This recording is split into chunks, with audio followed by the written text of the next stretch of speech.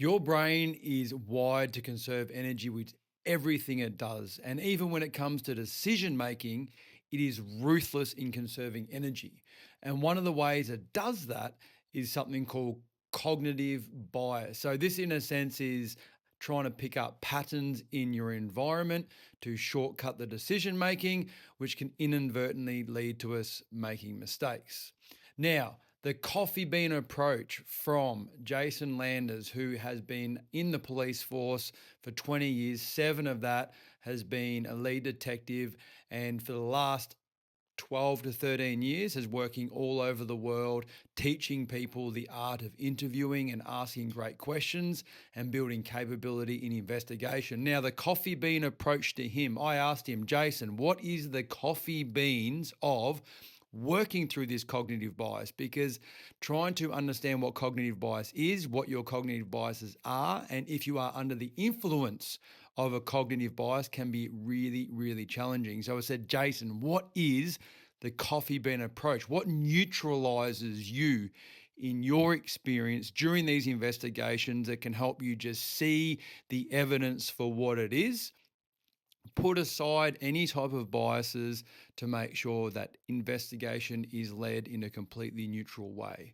And the way he responded is you must understand what cognitive bias is.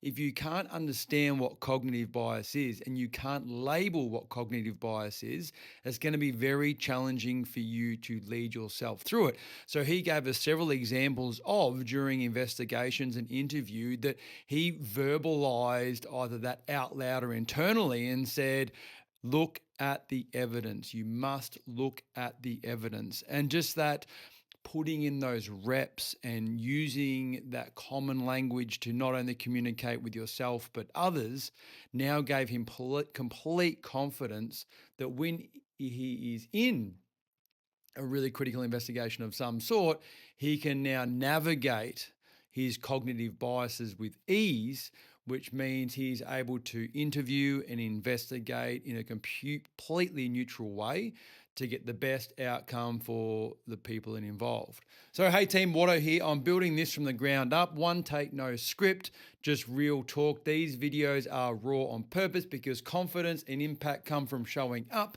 not being perfect. If it helps me, it might help someone else too. So I've been reshaping my videos a little bit. So I'm putting like a bit of a kick at the start. So I put a kick at the start and then introduce sort of what the video channel is, and then we expand on it a little bit more. So I was lucky enough to get a LinkedIn message from this gentleman called Jason Landers. Now, Jason Landers is doing some amazing work in the business consulting space. And his flagship programs are all around building capability and skills in internal investigating, especially in teaching people how to interview properly. Now, this can be anyone in any organization anywhere, but he works with some of the biggest companies in the world and he's doing a lot of work overseas at the moment. So he reached out to me and said, hey, Dave, I would love to connect. Really like what you're doing. And I love networking. I love meeting new people. I think it's a superpower. Even if you don't have time to do it, you have to make time. So when Jason reached out, I lent into it as hard as I could.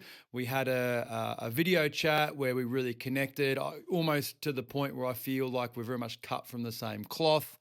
And the conversation went really well. So he's doing a lot of work overseas, and with my workload, it's sometimes hard to line up something face to face. And a couple of weeks ago, I said, hey, I'm going to be in Brisbane. My wife and I are going to be in Brisbane doing some work with our new accountants, and let's catch up. So today I was lucky enough to catch up with my wife, and I were lucky enough to catch up with Jason in the city, just at a pub after we went to the accountants. And I know what you're thinking. I didn't drink a beer. Well, I did. I drank a non-alcoholic beer, but that's okay. And it was fantastic. Like, we hit it off straight away. I think we were meant to meet for an hour. Next minute, 2 hours had passed. And it was just a fantastic conversation. He's got so much to offer. His work experience is fascinating. His concepts, his principles, his theories about people and very much interviewing and investigating. And I probably asked him about 75,000 questions, and his resilience in someone peppering questions at him was quite remarkable. But I asked him, one of the questions I did ask him, because he was talking a lot about making sure that the art of interviewing and the art of investigating is being able to do it in a neutral way to get the best outcome for the people involved. And one of the where I was really curious is I understand a lot about cognitive bias. And our cognitive bias can distort our ability to make decisions. And if you've never heard of this term, cognitive bias is, in a sense, your brain's ability to shortcut the decision-making process to conserve energy, right? Because your brain, that's all it does, is wired to conserve energy with everything you do, even the decision-making. So I was picking up patterns, and it's like, bang, there's a pattern. I'm going to make a decision based on that pattern because I've seen that pattern before.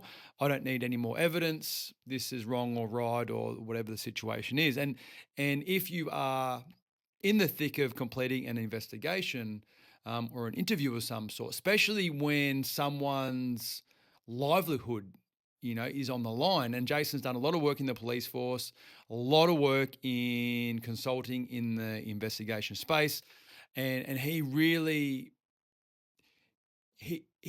valued the integrity of completing an investigation for the best interest of the people and taking that incredibly seriously to the point where you could tell that he was focused on people, very much a values-based person. But I asked him, Jason, what is the coffee bean approach to working through cognitive biases? And what I mean by the coffee bean approach is that, if you go to a perfume or a cologne shop, you'll see like these little jars of coffee beans everywhere. And what those coffee beans do is, in a sense, neutralize your sense or your sense of smell to help you choose what perfume or what cologne to pick. Because if you don't neutralize your sense of smell in between them, they just get all muddled up and so forth. So I'm like, what is your coffee bean approach of being able to neutralize your cognitive biases? Because I was and because Jason is so experienced in this space, I thought, hey, I want to take something out of this. And when he was thinking and talking through it, the first thing he said, you have to have the knowledge about what it is. You have to be able to describe what cognitive bias is. You have to be able to talk about what cognitive bias is.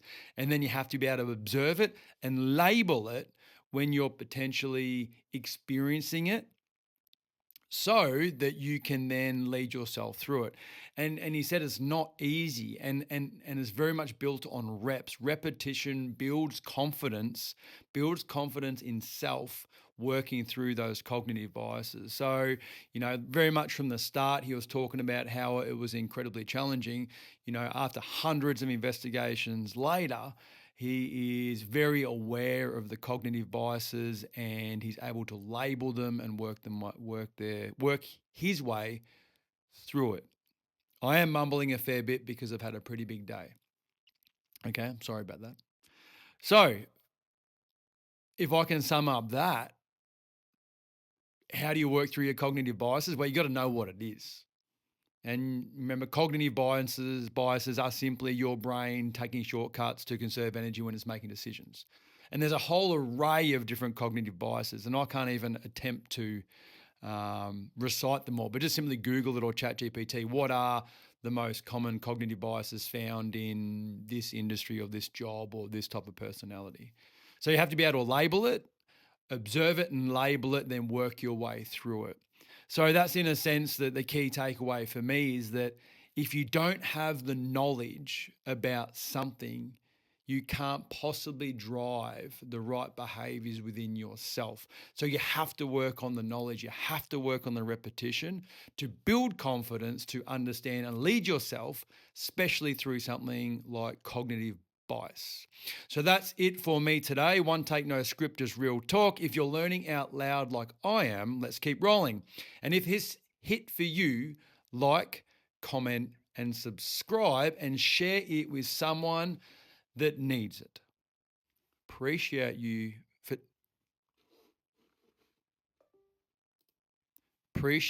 dialing in. I know there's probably like 1% of the viewers that are actually still tuned into the video at this time. So appreciate you for giving me your time, and I will continue to build content. If this added value, let me know it added value in the comment function. If it didn't, let me know. If you'd like me to reshape it any other way, let me know. And don't be afraid to subscribe either. Like, I'm sounding like a YouTuber, aren't I? Like, comment, subscribe. Share it with someone that cares.